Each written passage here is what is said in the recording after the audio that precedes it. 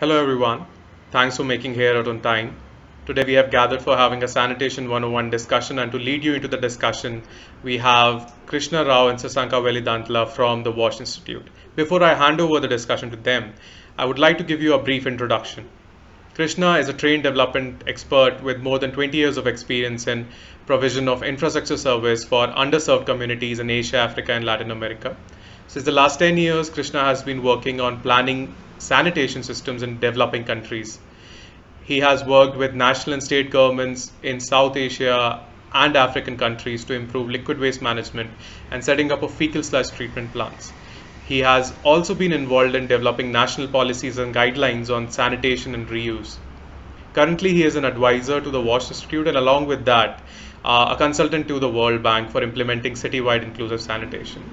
Coming to Shashanka, he has more than 20 years of experience in the developmental sector and has been working in sanitation for the past 12. His wide ranging experience starts from designing sustainability oriented solutions in affordable housing sector, as an entrepreneur in solid waste management, and as an executive leading non-profit organization. In sanitation sector, Sasanka demonstrated business models for solid waste management which were incorporated into policy. He has managed small-scale wastewater and FSM infrastructure projects across India, Nepal, and Bhutan. He has also been a part of team supporting the Ministry of Drinking Water and Sanitation of the Government of India towards making national policies. With that, I would like to welcome both Krishna and Sasanka, and hope we have a great session moving forward. Thanks. So, like I was saying, what happens after flushing is the real story of sanitation, and it has many different facets to it: technical, social, economic. All the exciting things in life show up in sanitation as well. So, you see, the reality of sanitation in India is something like what you're seeing in the pictures here.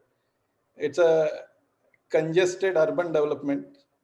There is no sewerage system, nothing of that sort. You can see there is a drain on the right side of the leftmost picture. There's a drain running parallel to the road, and that is what carries a lot of the bath water, kitchen water, hand washing water, laundry water. All of that goes there, and you can't make out from this picture, but the toilet water actually goes into some sort of a pit somewhere. You're not able to even see it here, right? The middle picture is an unfortunate thing about population density. You don't have space, privacy. So you have set up your bathroom on top of a stormwater drain. You take your bath and all of the stuff there, and the wastewater directly goes into the stormwater drain. And so this is the status of sanitation infrastructure. Again, the picture on the left. So your potable water source is right next to where your toilet is, and your toilet containment system, the pit is right under your front door. That's what the right side picture is showing. So these are necessities driving us when our development is, in a way which is not easy to plan properly and put in infrastructure in a way which makes sense. Right here, you can see the drain. The drain is actually a socially interactive place. So people actually wash their dishes and their laundry in that high slab, right? You're all familiar with these kinds of situations, and the water just goes directly in the drain.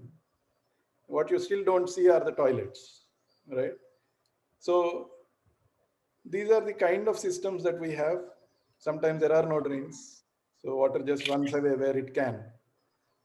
Yeah. And these systems are necessitated because this is the reality of Indian life. Is there's a road dividing a well organized, well structured sort of planned city, and on the left side you have, completely unplanned mushrooming of life. How do you cope up with these kind of systems? What kind of infrastructure do you put in to cater to both the living on the left side and the kind of living that happens on the right side, right? So these are challenges, and the strip of water that you're seeing in the middle, ultimately that is the water, that is the water body that is bearing the brunt of lack of planning. So this is What city was that, Sasanka? What city was that? this is Bombay. This is Mumbai, no? Okay. Yeah, and this is Bangalore. Bangalore, we're showing you a different perspective view of Bangalore. If we found a similar image, you will find a very similar image in Bangalore as well. Instead of the Mithi River, you will see the Vrishabhavati River. If you go to Hyderabad, instead of the Mithi River, you will see the Manjira and the Musi. And so all our cities have the same issue, just the name of the river changes, the name of the Nala changes.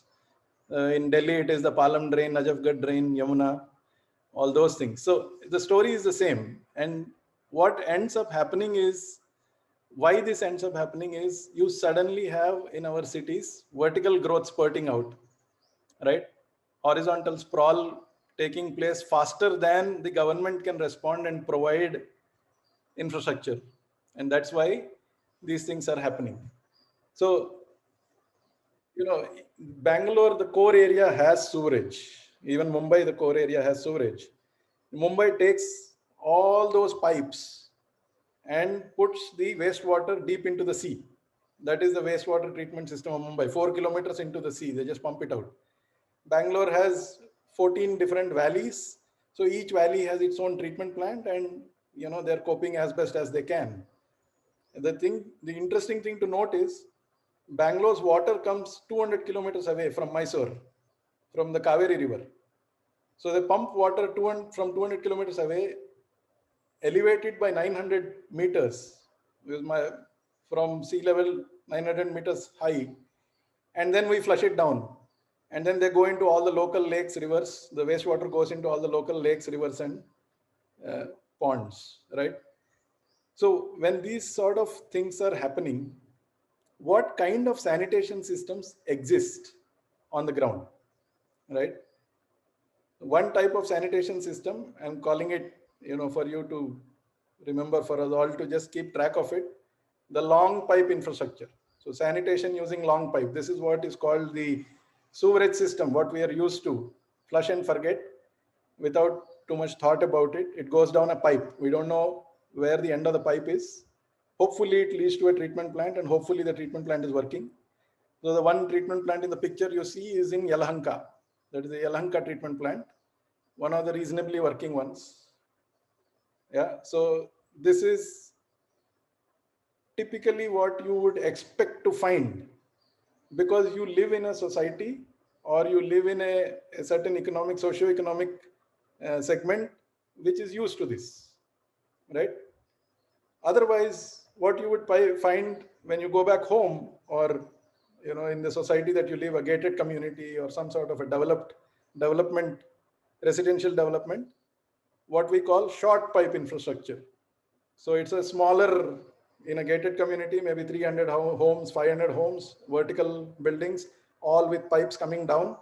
And hopefully there is an STP, a sewage treatment plant within the community, which takes care of the wastewater. So that's what we call the short pipe infrastructure, right? The long pipe in a municipal setting, short pipe in a residential gated community setting. So these are, if you enjoy one of these, you are probably within about 15% of the population of India. But the vast majority of the population lives in these kind of circumstances. It's the horizontal growth of the city. The city is spreading. You build your house. It's a dream to build your house, but it's in the outskirts. You get electricity from the government, but the rest of it you'll have to deal with for yourself, right? We're all familiar with the situation. Some of us have even grown up in these kind of houses. So what do we do here? Right? This is a typical small town of India, never been paid attention to by the government. It organically picked up as a trading hub for the agricultural villages around, and it just remains that way. What happens in these scenarios? This is typically what you will find in these kind of towns. A toilet either just outside the house or right within the house, and a tank which stores the shit under the toilet. tank is completely slabbed over. There's no access to it. If it's a good tank, there'll be an outlet. But if it's a pit, no outlet either. So look at it here. These people have a backyard. It is slabbed over, and the outlet is going into the stormwater drain. So in India, the stormwater drain is the biggest euphemism the whole country can digest. It, instead of having stormwater, it always has wastewater in it. And that's the reality of 90% of stormwater drains in India, that they are all weather drains which carry wastewater. Even in the summer, you will see flows in them. So another scenario, you don't even know where your tank is. So what this shows is that we do not like talking about sanitation or thinking about sanitation. When we build a house, we build the water tank as per Vastu, and we build the sanitation tank where we won't remember where it is. And we build it so big and in such a way that it hopefully never fills. Right? I have a childhood friend who says in his 45 years of life, he has emptied his tank twice, once in 20 years on average. That's the kind of tanks we tend to build. Yeah. So these are typically what should be built. On the left side, you see what Akshay Kumar has been exhorting us to build on TV, the Do Gadho Wala toilet, the twin pit toilet. And you can see it has holes in the wall through which the water is supposed to seep away, and the sludge or the solid, so-called solid, viscous liquid stays back. Right? So whatever water you pour down the toilet seeps away within 24 hours, and only a very little amount accumulates, so that one pit fills in about 2 to 3 years. At least that's the standard. And then once that pit is full, you rest that pit, you close it, and use the other pit. And there's a very nifty device in the middle where you, like a valve, you turn the valve and the water goes to the other pit. And that pit is used for the next 2 to 3 years. And in that time, the first pit dries out, and you take out the dry stuff, and it's again ready to be used. So this is what we've been all asked to do. But the picture on the right is what many people could afford to do. No fault of the government. Actually, I support the Swachh Bharat mission. The way they promoted the toilets and all was great, but it was just not affordable for many people. And so they ended up doing what they could. And that's what you get on the right side. Right? So just to give you a flavor of what happens when you don't have the long pipe infrastructure or the short pipe infrastructure, this is what should happen. This is what ends up happening. And this is what we call iniquity in service, right? Even within cities, you will see that there is a core area where there is sewerage, and there is a periphery. The majority of the periphery does not have access to sewerage. In Bangalore, that limit is the outer ring road. In Hyderabad also, it is just about at the outer ring road. So there are natural boundaries for these kinds of things as well. But if you dig a little deeper, even within cities, so between cities, in the sense that any city with population above 5 lakhs has better infrastructure, has some amount of sewerage in there. But largely the smaller towns have been left out of this whole thing. But even within those larger towns, if you see, depending on your economic situation, the access to safe sanitation is very differentiated. The poorest do not have even the basic services, and so on, right? So sanitation is highly correlated with economic development. In fact, for a long time across the world, there was a unspoken definition that if you do not see manholes for sewerage in a city, it was not called a developed city.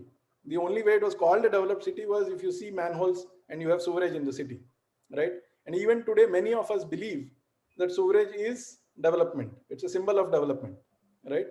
And yet, In 70 years of our journey, we've only been able to provide sewerage for a very small amount of the population. And this is just the ultimate sort of test for a sewerage engineer, a hilly area. So topography and sanitation, are like joined together at birth. You cannot think of sanitation without thinking of the topography. Uh, and some of the most challenging, we have 6 hill states in India, and it's very, very challenging to provide sanitation services there. So among all the contrasts that you saw, the first contrast was high density development, organized development. The second was vertical growth, horizontal sprawl. Third was isolated towns, small towns. All of these different contrasts of development pose different challenges for sanitation.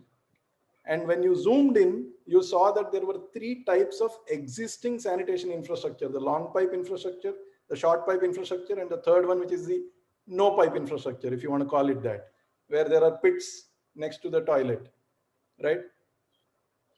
So the reality again is all of these 3 types of sanitation infrastructures coexist within the same development, within the same city, right? The central part of the city is called, typically has the sewer network system. That is the formal word for the long pipe. I've just used them here. I prefer to remember them as long pipe, short pipe, and no pipe. And then you have a lot of these IT parks and more formal gated developments, which we call decentralized wastewater treatment, which they have their own STP on site. You'll be lucky to find 10% of them working actually.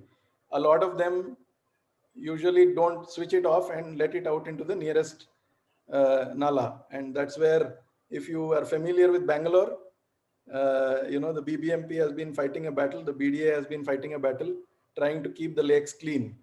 So all these lakes, Agara, Kaikondran all of these lakes have the same story. They were polluted, then they were cleaned up, again they're getting polluted. So we're going through those cycles because the apartments around have STPs but are not able to afford to run them. There's a complex set of issues associated with each of them. But very fact that they have sanitation within the apartment, it's called decentralized wastewater. And then we have these unserved areas, the so-called sanitation dark zones, which rely on pits and septic tanks, and they call on these trucks to come and empty their pits and septic tanks when they're full, and they need some other form of solution we're going to talk about, right? So that's what is the reality of sanitation in India as of today. So 2-3 things which at this point we need to understand is our development happens much faster than we can keep up with. So all of sanitation is a retrofit. It's a legacy problem. You're trying to retrofit into an existing development situation. That is sanitation 101. Yes, who is this? Yeah.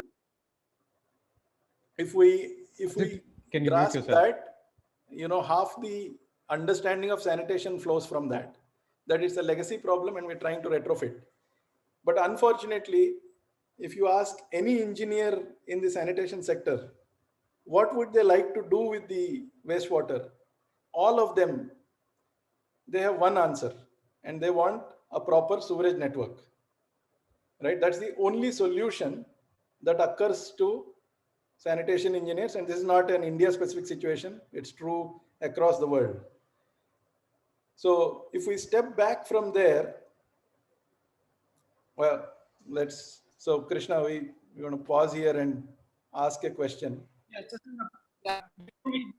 Before we go further and ask this question, there was one doubt about clarifying is really sewerage and what does that waste treatment really mean in a sewerage.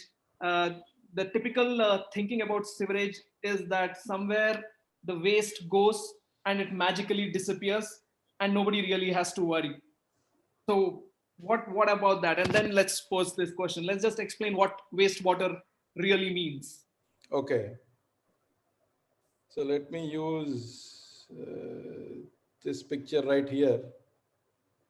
So, the most simply understood or the most conventional form of thinking about sanitation is every house, the toilet, the bath water, kitchen water, all kinds of wastewater, that used water that comes out of the house is connected to a pipe. This pipe goes down your street, meets another pipe, gets bigger, goes down the main road, gets even bigger, and slowly winds its way out of the town. Right? Somewhere in the outskirts of town, hopefully, there is a treatment plant. Right? Now, that is really fond hope. Many times we have seen nicely laid pipes leading to nowhere. Right? And that also happens. It's slowly, the situation is improving, but we still have situations where pipes are there, but there's nothing at the end of the pipe. In fact, in India, there are only 1,800 sewage treatment plants, many of them located in, multiple of them located in single towns. So only about 300 to 350 towns are covered with sewage treatment plants. And do you know how many cities and towns are there in India? 4,000. So having a sewerage system, having those pipes is itself a rarity. Those sewerage pipes being connected to a treatment plant is perhaps even more of a rarity. But those treatment plants working properly and actually doing the job that they're doing, let's call that a miracle. And then letting out water into an acceptable state, that is God's grace, right? So that's gives you a sense for how difficult and how challenging this has been for the government to do, despite their best intentions. So, but to answer the question specifically, a network of pipes takes all the water from your household, the used water, to some place where there is a treatment plant. A treatment plant takes that wastewater and filters it, puts oxygen in it, all kinds of stuff, and makes it better, not for drinking, just to let it out. And that is what is a typical sanitation system. That's what I ended up calling the long pipe system. Now, a micro version of this happens to be there in many gated communities. Right? If you're living in a residential gated community of more than 2 lakh square feet, by law, you are mandated to have such a system within your community. So please, once you come back to Bangalore or Chennai, if you're living in such a community, go and find out. You will find out there will be a sewage treatment plant. Next thing to do, is it operated? Is it operated 24/7? Those are the questions that will lead to interesting answers. But these are the only two scenarios in India where you will find these things. One is if a municipality has been lucky enough and rich enough to be able to put these systems in place. And second is if you have been living in a society with a bigger society where you have implemented it on your own because of the mandate of law. So this is sanitation. For everybody else, these are the systems that I showed. So your toilet water goes into a tank. Sometimes the tank overflows. I mean, it's an overflowing type of tank. So it overflows into an open drain. What happens to this open drain water? It goes into the Ganga, Yamuna, Godavari, Kaveri, whatever, Vishabhavati, any kind of river, because these drains are meant for storm water. What is storm water? It's the rain. Rain comes, drops on the ground, finds its way through gravity, ultimately ends up in rivers and then the ocean. That's the water cycle, right? So whatever goes in an open drain ultimately ends up in a river. That's axiomatic. So this is what happens. This is a sanitation system in India.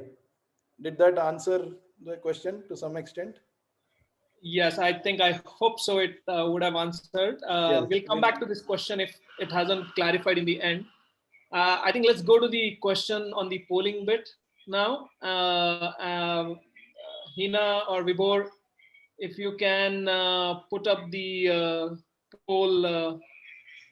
The question is, how much of India's wastewater is treated? So we are asking you guys all this question. You all have already, I don't know, what is that called, Hina, Cedo or whatever, that app where people are going to do the polling. There are 4 options, 4 or 5 options provided. We would like to see what your response is. Hina, could you share the screen on that?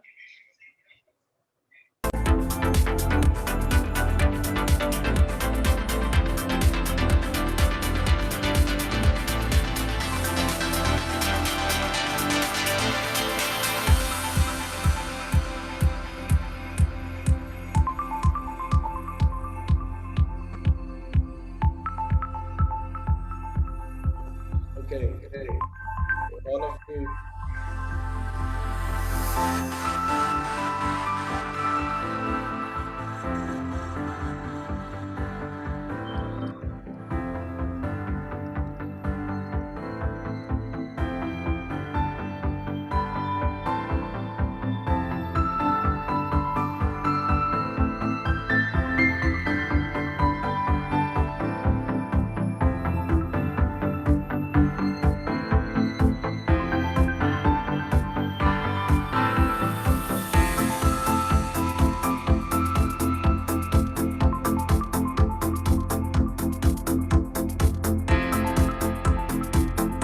Do we have at least 50-60% of people responded? Then we can.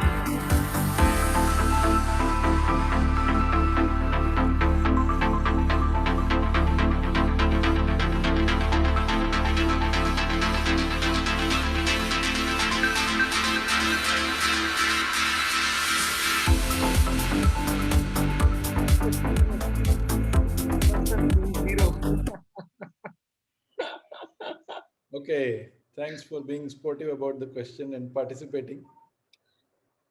So, all of you were right in some sense. Those who answered 20% were probably a little more right than the others.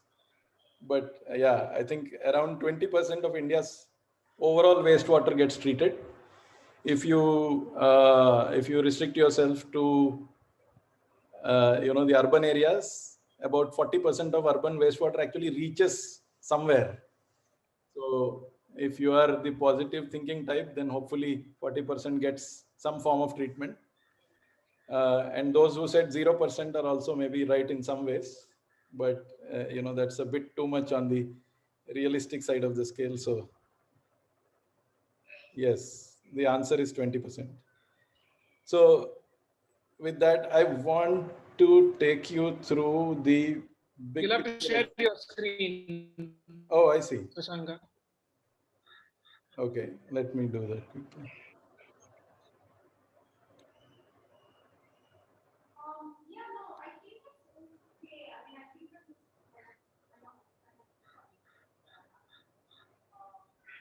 Okay.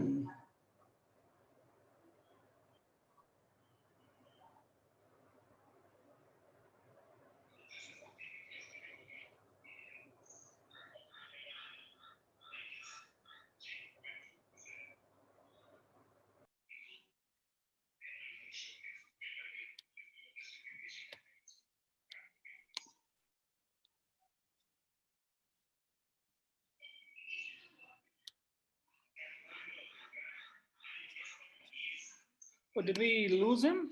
Okay, let me take it forward till.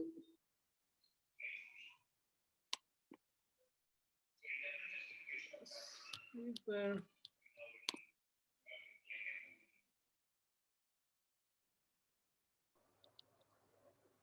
Sorry, I'm having some technical trouble today. Okay, I'm sharing it on your behalf. Yeah, okay. So where we want to go with this next is to show you the big picture, the larger set of numbers, right? What we discussed so far. So the first bucket on the top is showing about 14% water closets with pipes and stuff. So 14% of India was connected to piped systems as per the 2011 census. So this is a little bit dated data. So we'll just walk you through it. Around 37% of India had those other kinds of toilets, right? Which had pits and septic tanks. There was like something next to the toilet and the wastewater would go sit in that pit or tank. And then 50%, close to 50% were doing open defecation. They were just going out. Now, with the Swachh Bharat mission, what happened is the 50% that were doing open defecation have all been given some form of pits or septic tanks. So if you go add those two numbers up, that adds up to about 80-85%, and then some form of progress in the last 5-7 years. So you say that around something between 70 to 80% of India is actually connected to pits and septic tanks. So that's one part of the story. Let's put that to one side. The other part of the story is on the right side. You know, what happens to the wastewater after you flush. So this is like a detailed study. Once in a while we do this and we collate the numbers and see. So the answer is not so great. In 2011, almost 95%, 93% of our water was ending up in a bad place, whether it was open land, whether it was water bodies or whatever it was. So that was happening. This story is well understood and well known. So I'll go back to the other story, which is, if you think about it now, open defecation has been reduced to single digit percentages across India, right? Most of the places have built toilets and things are looking up in that direction. There's a lot of behavior change that needs to happen. People have to use those toilets, we agree. But let's say that they start using the toilets. What this starkly reminds us is that about 70% of India's shit will be traveling on wheels. Because when these pits and septic tanks fill up, people call these, vacuum truck operators. These people come home and suck out the fecal sludge and then they carry it away. And what they do with it actually determines what happens to our shit. But main thing to discuss now or keep in mind is that 70% of our excreta on a regular basis is actually being carted away on wheels across the country, whether it is a Delhi, a Bombay, doesn't matter whether it's a metro city or a class 4, class 5 Mofussil town or a village. Across the board, this is the reality. And this is a huge reality for India. We don't even know how many of these trucks are plying today. There is very little collated data about these things, but suffice it to say that 70% of our shit is actually traveling on wheels. And the question then in front of us is, if we have limited resources, where would you rather put your resources? Would you rather put resources in building more pipes? In 70 years of our existence, we've been able to build only about 14-15%. Would you rather put your money there, or would you rather try and to the shit traveling on trucks? That is the epiphany that the entire sanitation sector had about 6-7 years ago. After working in the sector for a long time, many people finally realized we need to do something differently. And this is the kind of discussion that happened at that time. And that was also the time when the Gates Foundation started looking at sanitation seriously, and they were willing to put a lot of funds and resources into, not just funds, but knowledge resources as well, into the sector. And so we came up with what we call today fecal sludge management. What stays in those pits, what remains in those pits after the water has either overflown or soaked away is called fecal sludge. And fecal sludge management is what we are going to discuss from here on. So it's a response to the big picture that you saw. Now, fecal sludge management, of course, we saw that there are these zero pipe solutions, no pipe solutions. There are broadly two types of systems under a toilet. The first type of system is called a single pit, right? A single pit, you know, the water soaks away and whatever remains, remains. When it fills up, then things actually have to be emptied. And that is a simple single pit. Once it fills up, you can't use the toilet. So you are forced to call somebody for help and get it emptied. Next slide. And then there is this other system. It's called a septic tank. It is an impervious system. Water actually cannot go soak away. It actually has to come out from the pipe on the right side. So when the system fills up with sludge up to the level you see in the right side picture, what happens is shit in, shit out, right? So whatever comes in tends to go out. And where does it go out? In 90% of the cases, it goes out into the open drain. And that is why our open drains are also very polluted, even though the majority of that water is bath water, kitchen water, and hand wash water. A lot of times, septic tank overflows are also mixed in the open drains. And that causes fecal contamination of that water, and it is a public health hazard, right? So these septic tanks have to be periodically desludged. They never tell you that they are in a polluting stage. There's no signal. In the single pit, you get a signal. It fills up and the toilet is unusable. Here, things keep flowing out. And so you don't get a signal. And that's why septic tanks have to be desludged every 2 to 3 years, or depending on the size. Next slide. Now, the question is, everybody wants to give the whole of India a sewerage system. So we ran some numbers. These are a little bit old numbers, but for a town of a lakh population, if you just took care of the toilet waste, it will only cost around 12 crore or so. Whereas if you had to do a proper centralized sewerage, the one we described earlier, pipe and a bigger pipe and then a treatment system at the end, it can cost you up to 180 crores depending on where you are, right?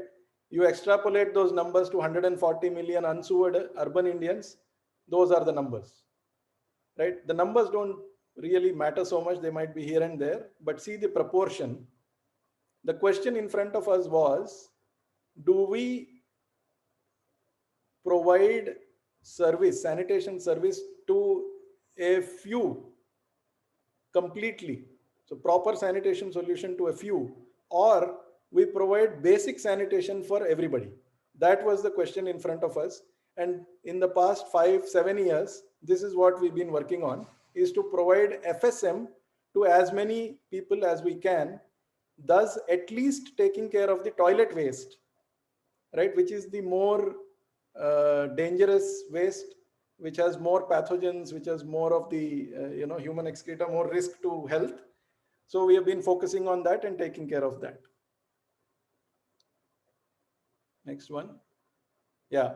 So if you see, if you want to spend the available resources on sewerage, it will take 45 years of investments at 2016 levels. Yeah, more recently, we've added more money to sanitation, but still the gap remains. Yeah. So this is what we've been saying in the last 5-7 years. Underground drainage and centralized sewage treatment plants are the best. I mean, for argument's sake, let's concede that, although there are many ifs and buts. But the money for building and running these systems is scarce. Even if you built a system like that, most municipalities in India cannot afford to run these systems. They are so difficult to run. You need skill, you need power, and you need money. All three of them are scarce in Indian municipalities, especially small towns.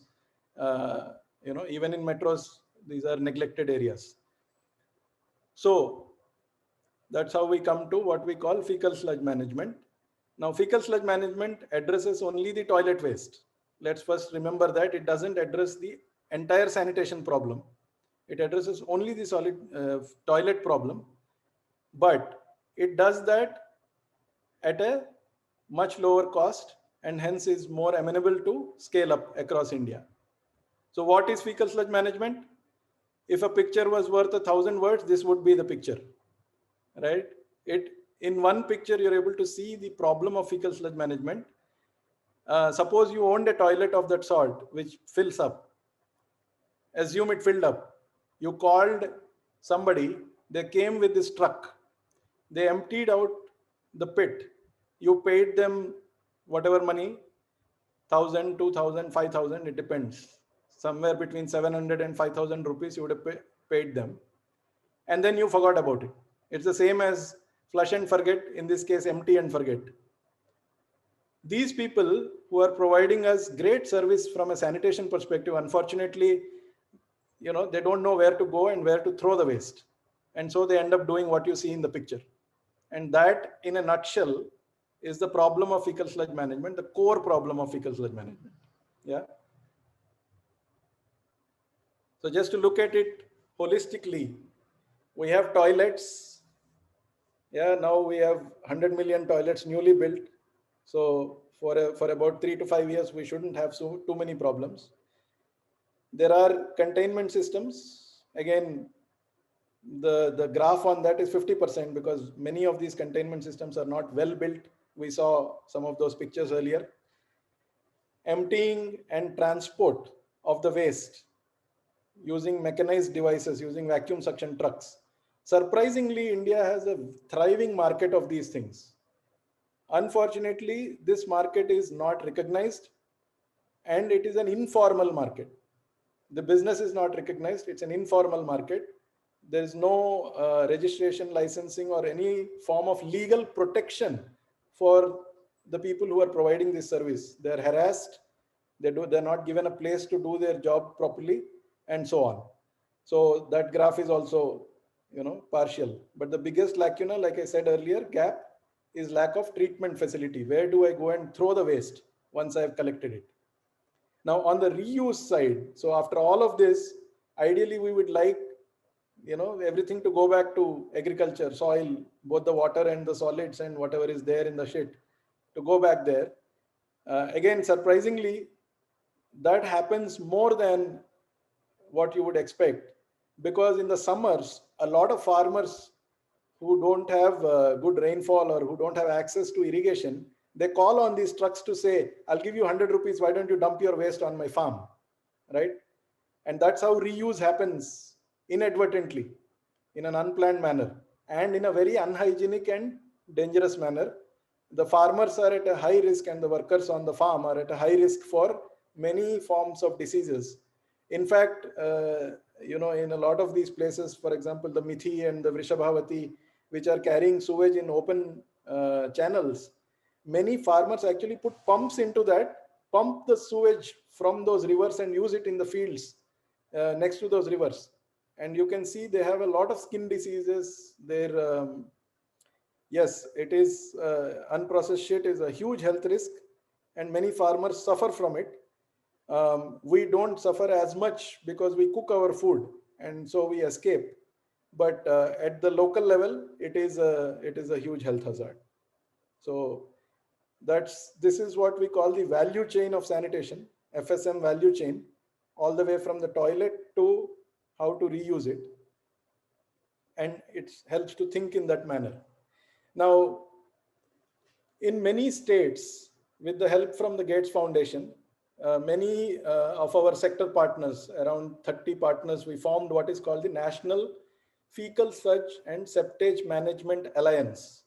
The key word is alliance, right? 30 people came, 30 NGOs, organizations, institutions came together and formed an alliance to promote fecal sludge management and succeeded beyond their wildest imaginations. We were all like small town NGOs doing our own shit, especially in sanitation. Nobody would care about us. If we, the joke goes, you go to a party and say, I work in sanitation, you have to drink your drink by yourself, right? Nobody even wants to do the conversation.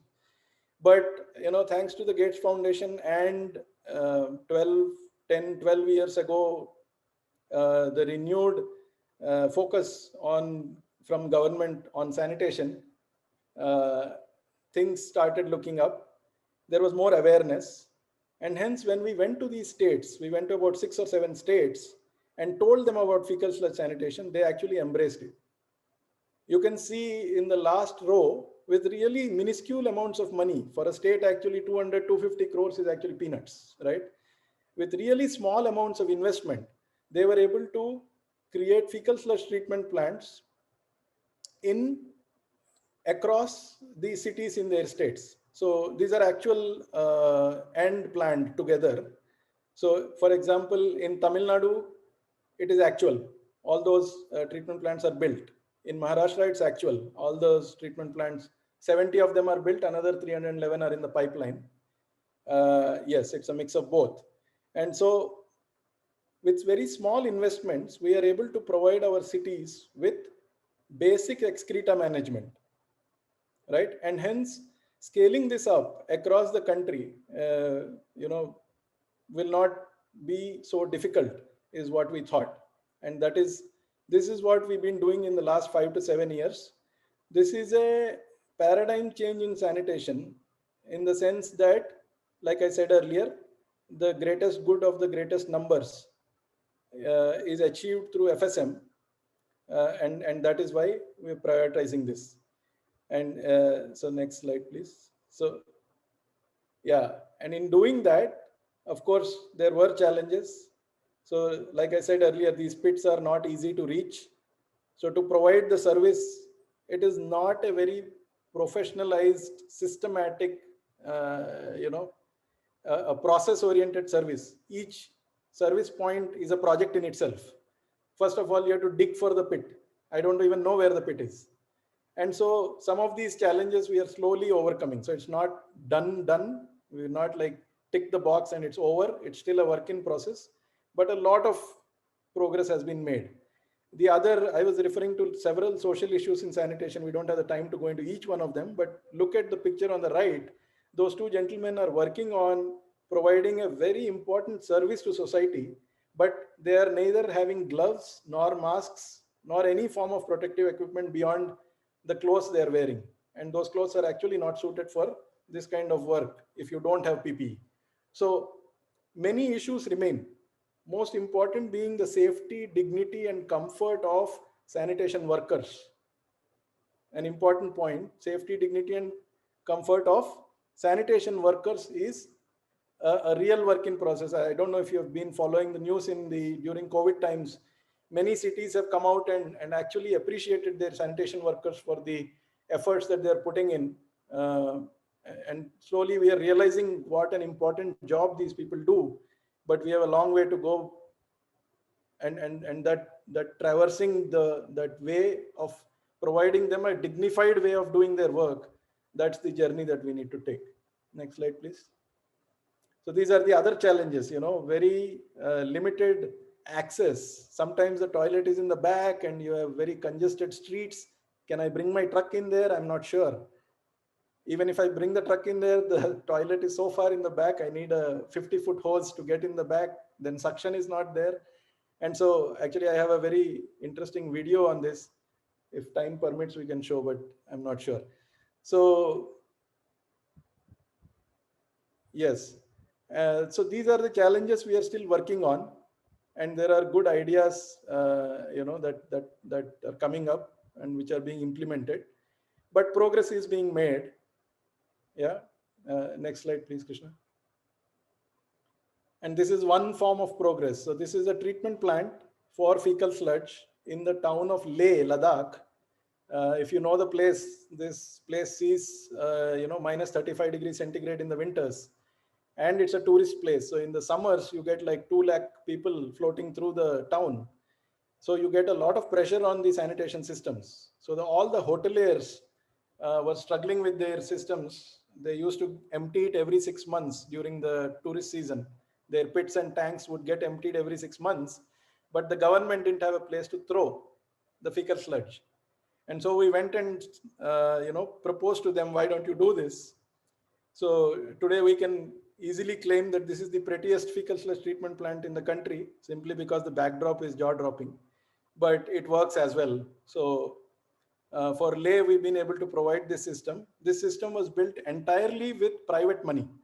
So a private entity came forward, took the risk of building 100% financing the treatment plant on the promise by the municipality that they will pay for every desludging. They will pay 95% of the amount to the private organization. And so this is one of the first DBFOTs design, build, finance, operate, treat in FSM. So a milestone plant. And so today, if you see, there are about 400 such plants across the country in a short span of about 5 to 7 years, 5 years, I would say. 400 plants which are at various stages of construction. Another 300 have been approved and money has been allocated. So we will shortly see about 700-800 plants up and running. And this is where the story is at this moment. What we are looking forward to. So this bunch of NGOs who came together 6-7 years ago and started this journey have reached a certain plateau. And what we are looking forward to is, or hoping fondly, is that the government will take it on from here.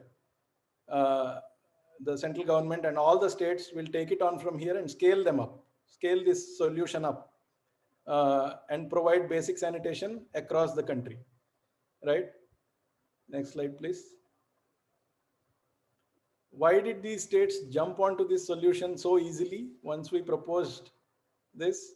The simple answer is fecal sludge management is 20 times cheaper than a sewerage network with treatment system. The long pipe system, the pipe dream of every engineer, is 20 times more expensive than fecal sludge management. So it is that much easier to put in the money. And even if later sewerage systems come in that area, this treatment plant will find uses. It's not a dead investment once infrastructure actually catches up, if at all it does. It can still be used for the peripheral areas. So this is a simple system, works on gravity most of the time. The operating cost is as low as ₹2.50 per capita per month. And so it is very affordable for many municipalities to actually run it. And that is the other thing which tilted many people to go for this system. Long story short, easy to do, and hence many people picked it up and did it. Yeah, and at this juncture, if you happen to hear the budget this year, our Honorable Finance Minister actually announced a lot of budget for sanitation related activities. In fact, she announced 1.41 lakh crores for Swachh Bharat Mission 2.0 Urban.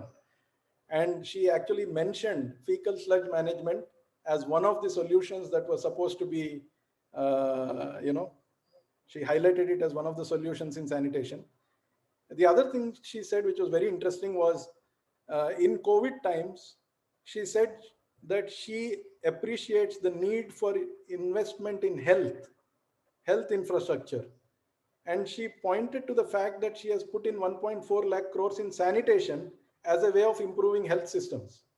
So this connect between health and sanitation, which you all also put right at the beginning when we asked you to do the Menti thing, that is a very strong connect in government, right? And this is their way of responding. Now we are all working with the government to see if they will agree to having FSM as a scaling up device within this money. Will some of this money go to FSM? Will they accept cities doing FSM? That is something which is work in process as we speak. Now, FSM does only one part of the solution, right? We talked about that. It only does the human excreta part, the toilet part. What about the bath water, laundry water, washing utensils, hands, all the other stuff that we also do? And that is still something that we will all have to grapple with. That is the visible part of this problem. No, it is something which is visible. Your rivers are polluted. You see canals full of dirty water going in, but it's not as bad as it looks. If you take care of the human excreta problem, a lot of the water that's flowing in the open drains, actually the pollution level in that reduces, and it reduces consistently. This is something we are just getting data on to talk about it in a more scientific way. But the real concern or the real approach to this is when you look at water, wastewater, sanitation, it has to be looked holistically for a given city. Yeah. So how much rain do you get? What happens to that rain? Why does Bangalore flood? Every time there is 20 mm of rain, Bangalore has flooding. Why does that happen? Where does this stormwater go? Why does Alsur Lake, Agara Lake, all of these lakes, why do they have to be perpetually polluted? And we can't store rainwater in them, right? All of these questions have to be looked at together in one holistic fashion to find a solution. We don't have time today to discuss all of those. So we are leaving you with this one thought, that all of water on the earth is 1 billion years old. When water was first formed on the earth 1 billion years ago, from then on it's the same water. We just keep using the same water over and over again, right? So unless we take care of every particle of water, every drop of water, we will fall short. And so it has to be looked at holistically, right from the raindrop all the way to the treatment plant. Next slide, please. And that brings me to this slide. So we started with, what do you think, about sanitation? What do you think of when we talk about sanitation? This is sort of the answer that covers most of the ground. All of the things you said are right. This is the environmentalist's answer to what is sanitation. Safety, dignity, and comfort is the first part of the story. That is the toilet ek prem katha story that Akshay Kumar is very fond of telling. But the rest of the story is equally important. In fact, if I poll all of you today as to what is the biggest problem facing humanity, most of you might say climate change as the answer, I would imagine. And sanitation, public health, environment. These are, yes, COVID is is also a manifestation of it's a manifestation of a related problem to climate change. But public health and environment actually have implications for climate change mitigation, for food security, water security, many biodiversity, many aspects. There are actually 9 such dimensions where the earth is facing, or humanity is facing, risk. These are the 3 related to sanitation, but it has wider implications. And the simple story is, it is in such a way, it is in such a poor state because nobody gives a shit about sanitation. Yeah, if we just cared about it, if we valued what sanitation provides us, I think this problem will largely solve itself. It can be solved at the local level. Unfortunately, changing behaviors is the biggest issue in sanitation, not the infrastructure, not the technology, and not the money. Yeah, next slide, please. So to explain that a little bit better, I'll take you back to 5th class physics or science. There is the water cycle, which we are all very familiar with. And then there's the nutrient cycle, which is not, we may not be that familiar, but it is simple enough. So soil gives us plants, which gives us food, which we consume. Between the food production and consumption, about 30% wastage happens. That is solid waste, right? At the point of consumption also there is wastage, and then there is digestion and excretion. So nutrients from the soil actually are discarded in the form of solid waste and excreta, whether it is human beings or animals, right? All that organic matter has to go back to the soil. If it doesn't, you have these kinds of problems.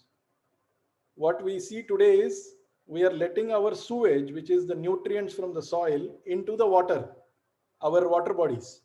We are mixing up the water cycle and the nutrient cycle, which should not ever mix. If they mix, we have these big problems. It's simply a matter of keeping these 2 cycles pristine. Yeah, and I will show you one implication of what happens when they mix in the next slide.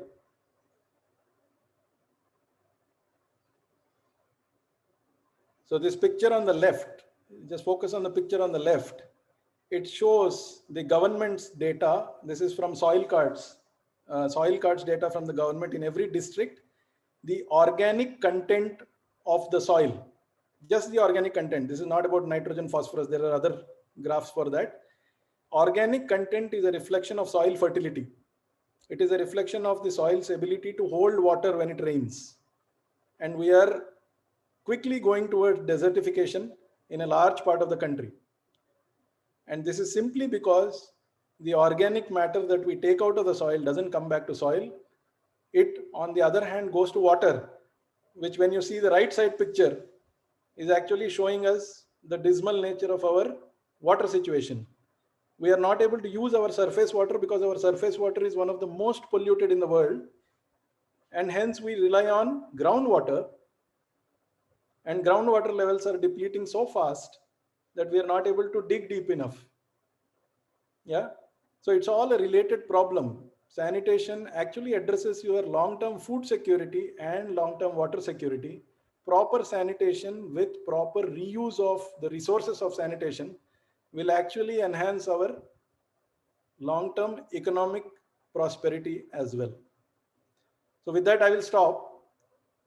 I think you've heard enough of me, and too much of shit gyan is actually counterproductive. So if you have any questions, we are happy to take, but that's all we had to say. Thank you so much for being patient. Before, I think you guys will have to help me. I think there were a few questions which I said we will take in the end. I know definitely there was one question around the whole financing aspect, and we will come to the reuse part also, which is one of the most interesting part, which Shashanka covered in the end. How we have mixed up the water nutrient cycle, and how India is already starving of nutrients in its soil. Soil, actually, the health. It's not just India, globally as well. Soil is deteriorating very fast. 2014 or 15 was the year of soil, which UN generally announces, but nobody gave a damn about that as well. So somebody said, nobody gives a shit about sanitation. At the same time, nobody gives a shit about soil as well. But there is no pun in that part too. And as per FAO, every 5 seconds, we are losing an area of football length field area of soil is getting degraded. So just imagine how it's going to impact our food security. And we are all worried about, Pakistan borders, and all these nonsense. We are not even thinking about, with this food security, are we really going to see famine in the future? We thought through green revolution and everything, we really gave a sixer to famine, and those issues were forever taken care of. But it might not be the case. But let me come back to some questions that were raised. And one of the question that was asked was, what generally are the financing options for STP? Let's look at both STP, FSTP. Let's look at the whole every sanitation part. And financing, let's even break it down further: capital cost, operating cost, because that question was not easy to respond. So go ahead, Shashanka. Let's start with that question. So yeah, I think Krishna said briefly on the chat itself that most financing for sanitation infrastructure comes from the government in the form of grants, right? So the municipalities do not have money to do this, so they rely on schemes. So I don't know if you have heard of the Amrut scheme or the Swachh Bharat scheme. So these schemes provide money, and then that money is spent to build infrastructure. Largely, that's what happens. Now, over a period of time, what municipalities have started to do is to use the money a bit judiciously and float what we call as design, build, operate, treat kind of contracts, where the contractor has about 30 to 40% skin in the game, is what it's called, right? You guys understand that. So 60% of the money is given upfront during construction, and 40% of the money is held back and provided as an annuity. So that's one form where private investment also comes in. So since the government only spends 60% upfront and the remaining is spent over a period of time, then they can spread the investment a bit farther. So that's one way of stretching your money. The other way is, like I said, if somebody comes in with 100% of the money and only the municipality then pays annuity, for the 100% of the money, that's the other way. But, all these are experimental. To be very fair, 100% of the money for infrastructure still, large 99% of the money still comes from the government for the capital part. But capital we've been able to find, that's not really that big a issue. Where we struggle a lot more is even after providing capital, we are not able to run the systems. Even a city as rich as Bombay, as rich as Bangalore, are not able to provide the O&M money, operation and maintenance costs for their sanitation infrastructure. Whether it is solid waste, whether it is wastewater, fecal sludge, doesn't matter. They're not able to run these systems because they simply do not have the cash flows, the tax revenues at a city level to be able to take care of their operating burden, right? And that's why things fail. And it's the same story when you see apartment level sewage treatment plants. These gated communities have their own sewage treatment plants. They struggle to run these, right? So operating money is a bigger constraint. Capital will come. As our economy grows, we will have more spare capital to do these things. So unfortunately, financing has been a challenge. There are some forms of financing which are now being discussed. One is municipal bonds. If you have seen, Minister Hardeep Puri and the Secretary, Mr. Shankar Mishra, they have been highlighting the fact that some of these towns have gone for municipal bonds for building metros. So where they spent the money, I don't agree with, but at least they've been able to raise money. The other thing that's been interesting is we did this project for Delhi Development Authority, where we gave them a plan to clean Palam drain, which they promptly threw in the dustbin. But at that time, they said, if you clean Palam drain, DDA hopes to gain some 800 crores in terms of the real estate appreciation. If the Palam drain were to flow nicely and clean, the real estate next to Palam drain will appreciate in value. DDA owns a lot of that. And so they said they were willing to share a bit of that value capture. So this kind of financing is very new to India. Value capture financing. What value you add, give me a percentage of that for the infrastructure. So that is something, again, novel ways of financing, which we need to still figure out. But as of now, government is the MyBab. Okay, so let's come to the next question. So the question from Harshvardhan, it was about, is it possible to introduce bio toilets in residential areas? So first we might have to define what bio toilets is, and I assume it is not the biogas based toilet. And I think it is the UDDT toilet that he is saying. I think let's once define what that bio toilet really means for others who don't know what bio toilet is, and then talk about how can it be done in residential areas. Right. So before I go there, let me quickly answer Ajay's question. So a lot of the O&M that is actually covered is covered through grants only. Even a small town runs almost entirely on grants. They have very little tax revenues. Only the state of Maharashtra, a majority of the towns are able to have some tax revenue, property tax, and they're able to sustain themselves. There are very few states which are actually recovering property tax and running themselves through that. So if you see the budget this time, they have put stringent conditions on providing capital grant. You will not get a capital grant if you are a city who does not have proper tax collection. So they are actually encouraging cities by giving them incentives for that. It's a work in process. Yeah, but you're right. Currently, grants are the way of getting O&M costs. Thank you. So can we do bio toilets inside homes? Even if I wanted to, my wife wouldn't let me do it, I think. So, the user experience of a bio toilet is something that takes some getting used to, right? So you go back and look at the reinvent the toilet, the thing that done by the Gates Foundation. They came up with some very nifty ideas for toilets. And a lot of them are well on their way to becoming mature products and getting commercialized. So we'll have to wait for those sophisticated kind of toilets to be able to really mass integrate them into households. And it's not just a matter of user experience, it's also space.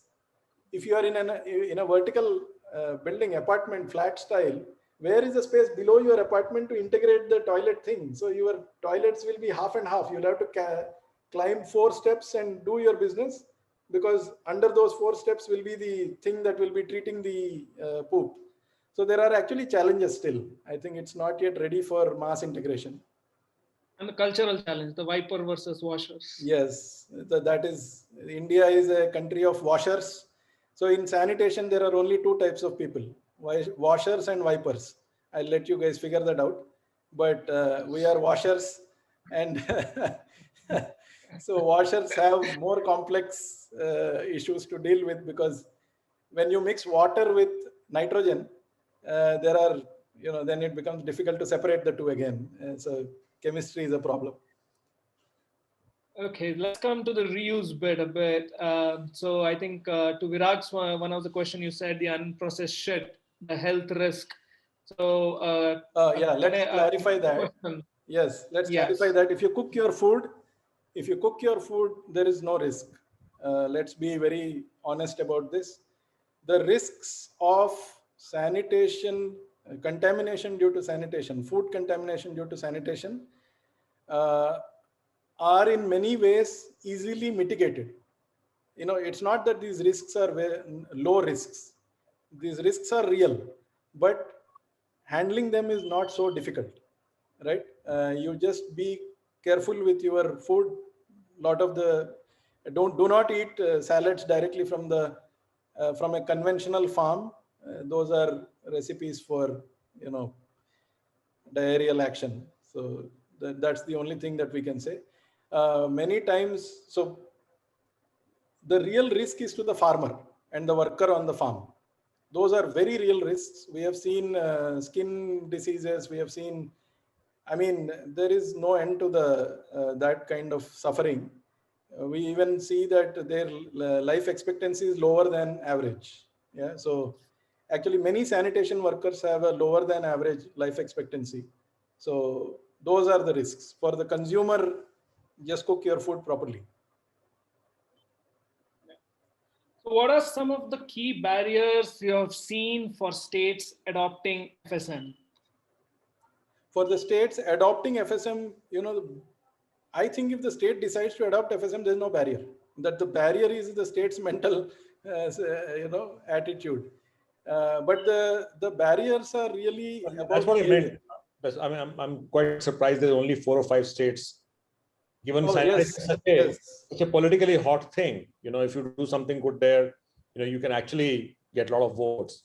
So we're seeing the usual suspect, Telangana, Andhra Pradesh,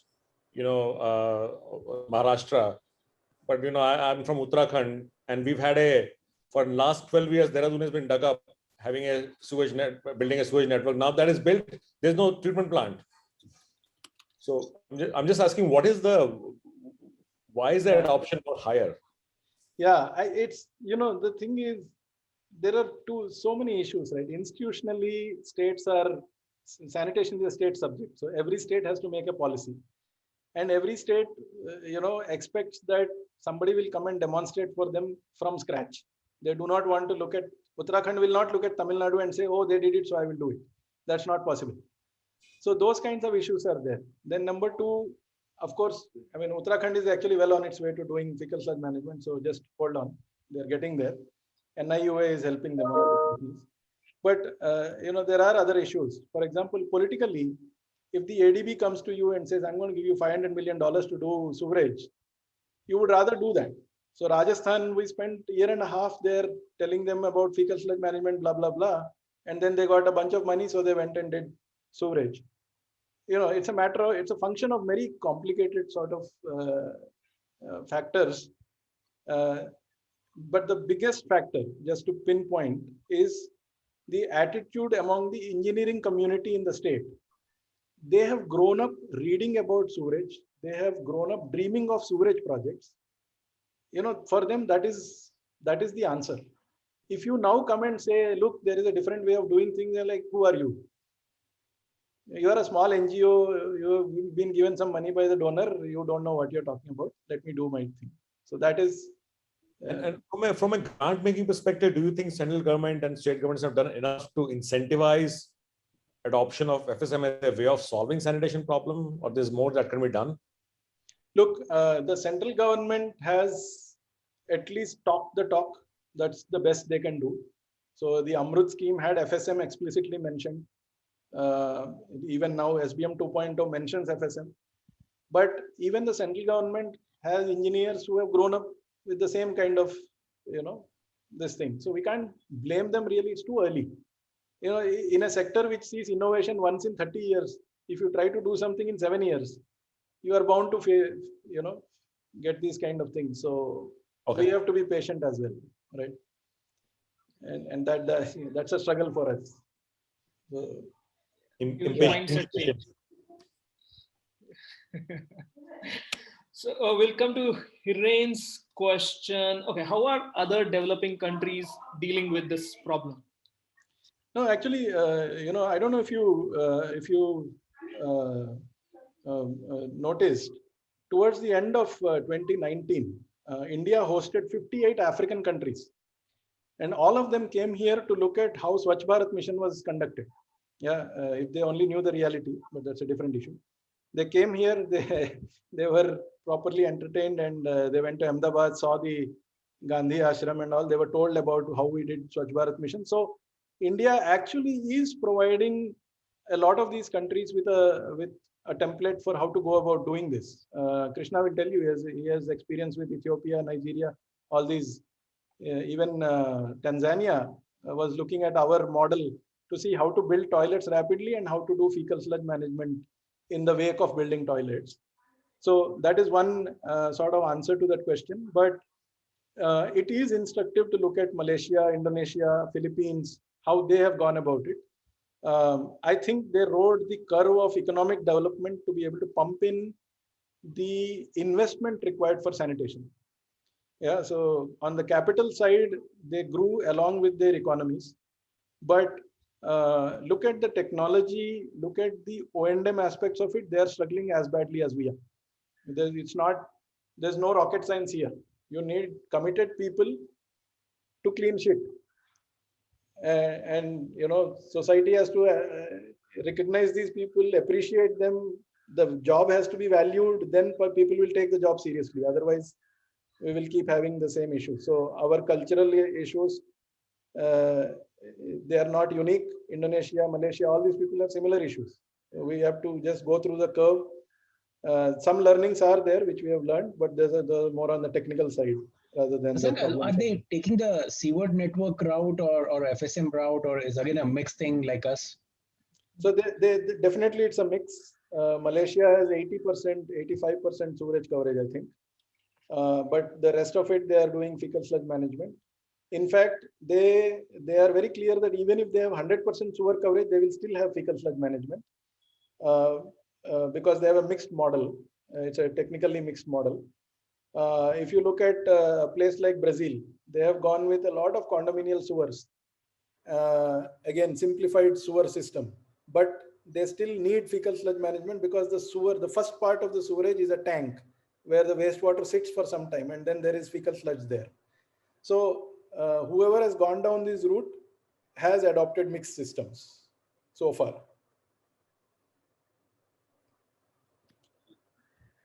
Yeah, that's very true. And what, as Sasanka said, Nigeria, after being inspired by India, started the Clean Nigeria campaign, which same as the Swachh Bharat Clean India campaign as well. Now, on your question as well, some of them have consciously also taken that, the measure that we will do both sewers, FSM, and decentralized solutions as well.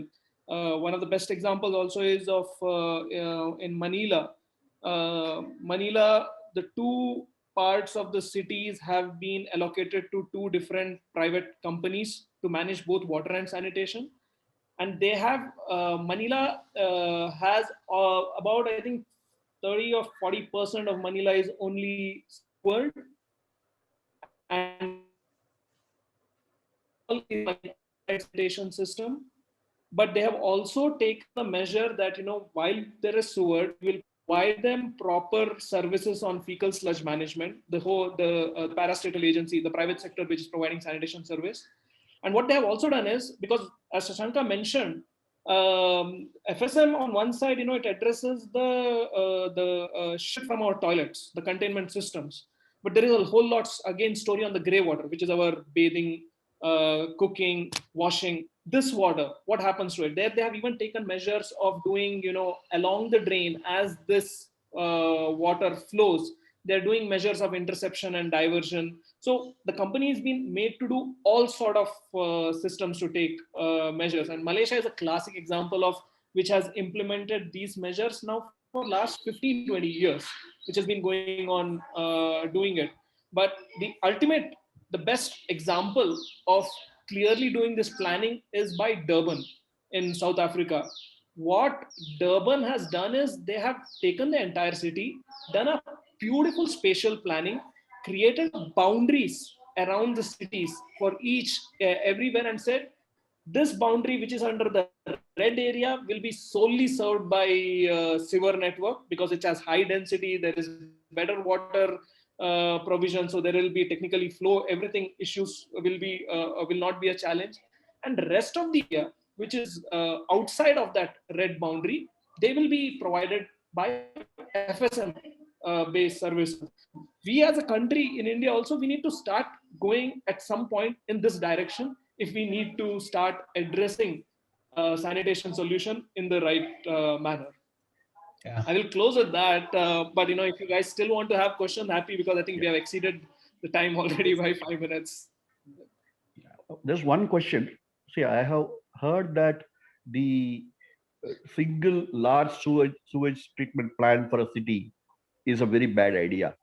And there are people talked about smaller as a network of plants that work together to serve the city is much better and much more efficient to run. And you can even capital allocate it differently and run it. Because that's people are going away from the large sewage treatment networks plants as they used to do it earlier.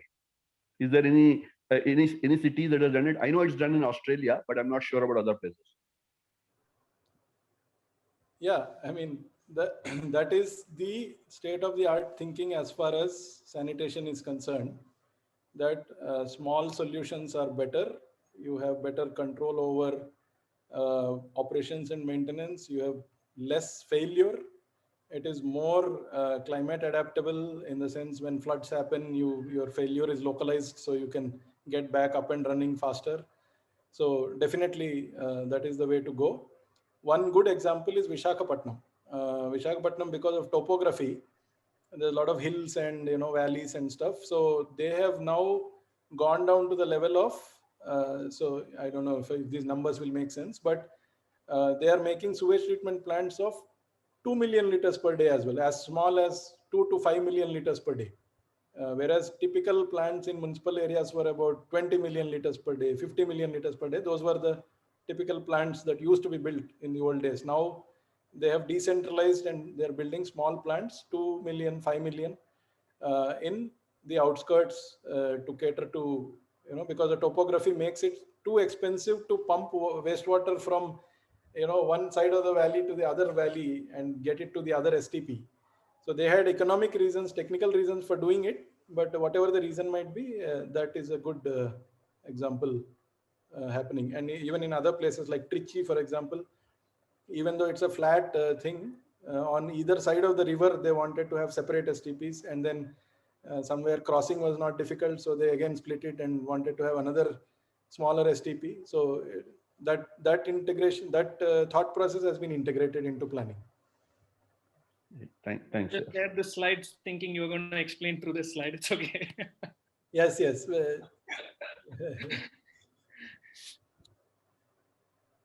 One question trail off, please cue me into. Look, sorry, Vibhor, I was reading your what you comment. Please go ahead. What you were trying to explain.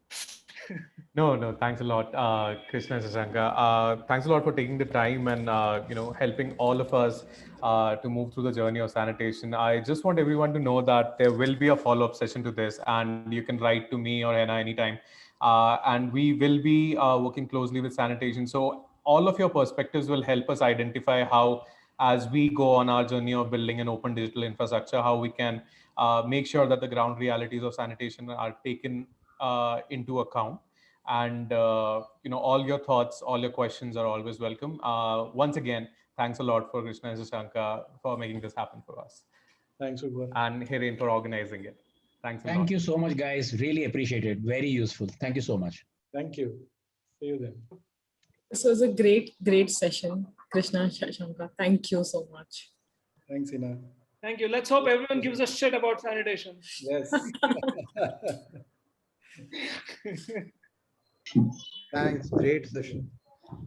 Thanks a lot. Thank you, Krishna. Thank you. Thank you. Thank you.